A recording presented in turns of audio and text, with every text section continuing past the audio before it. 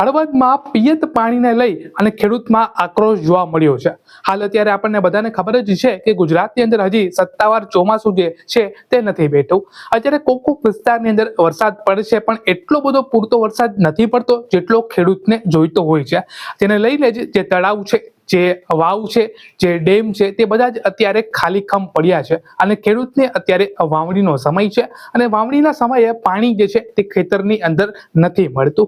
હવે તેને જ લઈને ખેડૂત જે છે તેનો આક્રોશ થયો છે। સરકાર એક બાજુ એમ તો કહે છે કે અમે 10 કલાક સુધી વીજળી આપીશું, પરંતુ અત્યારે પાણી જ નથી તો વીજળીનો વપરાશ ખેડૂત કરશે તો કરશે ક્યાં? અત્યારે હાલ અનેક જિલ્લાઓની અંદર જે વરસાદનું જે પાણી છે તે કોક જગ્યાએ જે છે આ પાણી છોડવામાં આવ્યું છે જેથી કરી અને ખેડૂત જે છે તે પિયત કરી શકે, પરંતુ અમુક એવી પણ જગ્યાઓ છે જ્યાં હજી સુધી પણ જે ખેડૂતના ખેતરની અંદર હજી સુધી પણ જે પાણી છે તે નથી પહોંચ્યું। શૈલેષભાઈ દેવદનભાઈ ડાંગર, ગામ મયુરનગર, મોરબી જિલ્લાના 300 ગામ છે ભાઈ। એની અંદર ખેતી આવે છે અને પીવાનું પાણી પણ નથી મળતું 300 ગામને। કારણ શું? એક જ નર્મદા નિગમ જે ગુજરાતનો 1st નંબરનો ડેમ હાઈ ક્લાસ બની ગયો હોય અને પુષ્કળ પાણી પણ પડ્યું હોય એની અંદર, પણ આ ધારાસભ્યો, આ મંત્રીઓ બધાય ઉત્સવો ઉજવવામાં નવરા નથી। સાંભળી લ્યો, જો એ હકીકતની અંદર આ બધા રજૂઆત નર્મદા નિગમની અંદર કરે કે જેટલા પાણી છે જેને જરૂર છે એને તાત્કાલિક ધોરણે કેનાલોની અંદર જે પાણી અત્યારે આવી રહ્યું એનાથી ડબલ પાણી છોડી મૂકે કેનાલોની અંદર, તો આ ખેડૂતને પણ પ્રશ્ન નથી અને પબ્લિકને પણ પ્રશ્ન નથી થવાનો। કોઈ ખેડૂતે અંદરો અંદર નથી બાજેમાં। આ તો કેવું, એક ખેડૂત અંદરો અંદર બાજે એવી યોજના કરીને મૂકી દીધી। પાણી તો દુનિયાનું હોય, હવે એને પિતૃ કાર્ય કરવું હોય તો અહીંયા એના બાપા હાટું રાખ્યું હોય તો અમને ખબર નથી, કારણ કે અહીંયા તો ખેડૂતને પાણી જળતું નથી। અત્યારે એક પાણી પાઈ દીધા, હવે ખેડૂતને પાણી થઈ ગયું બંધ સાહેબ। હવે ખેડૂત શું કરવાનું? 3-3, 4-4 લાખના હરેક ખેડૂએ ખર્ચા કરીને મૂક્યા। આ એક સાલ નહીં સાહેબ, હરેક સાલ હમણાં દિવાળી આવશે ને તો દિવાળીએ ખેડૂને અહીંયા આવવાનું, પાણી નથી એટલે પાણી બંધ કરી દે।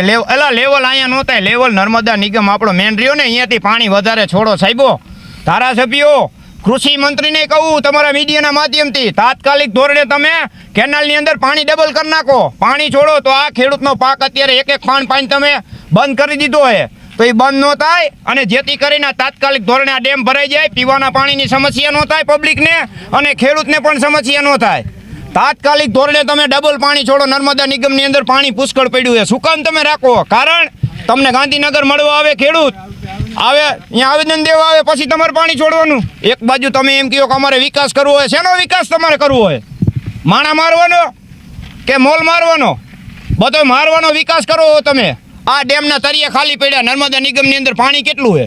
કૃષિ મંત્રીને આજે હું જાહેરમાં કહું, તમે જાહેર કરો નર્મદા નિગમની અંદર પાણી કેટલા મીટર પડ્યું છે, ગુજરાતની પબ્લિકને ખબર પડે, તમે ગુમરાહ કરો બધીને। મારું નામ ચમનભાઈ રાજાભાઈ, મયુરનગરના। અમારે હજારો વીઘા જગ્યામાં કપાસિયા ચોપેલા છે અને અડધામાં અચેક પણ પીધેલું છે, કપાસિયા બગડે એવું છે। પ્રકાશ વરમોરા કહેતા હતા પાણી છોડશું, પાછું પાણી બંધ કરી દીધું। અમારે શું કરવાનું? હજારો રૂપિયાનું નુકસાન થાય એવું છે, લાખો રૂપિયાનું। બીજા 3-4 હજાર વીઘા જમીન છે, બધું નુકસાન તો ઘણું આવે એવું છે। પાણી તાત્કાલિક છોડવાનું। ગામ પ્રતાપગઢ, ગણેશિયા જગમલ રમેશભાઈ। કેનાલમાં પાણી કાલ બંધ કરી દીધું છે, અમે બધા પાણી છોડાવવા આવ્યા છીએ। સાહેબો ચાવી દેતા નહીં, ગેટ ઉપાડવાની ના પાડી દીધી છે કે ઓલા સાહેબ ના પાડે ને ઓલા સાહેબ ના પાડે। હવારના અહીંયા ભૂખા પેટે અમે બેઠા છીએ, બિયારણ બગડે એવું છે, એક પાણ પાઈને મેકી દીધા છે। તો અમે એમ કહેવા માગીએ છીએ અમને તાત્કાલિક અત્યારે પાણી છોડે। ખેતી અને 5 લાખનું નુકસાન આવે, પાણી દો અમને અત્યારે તાત્કાલિક।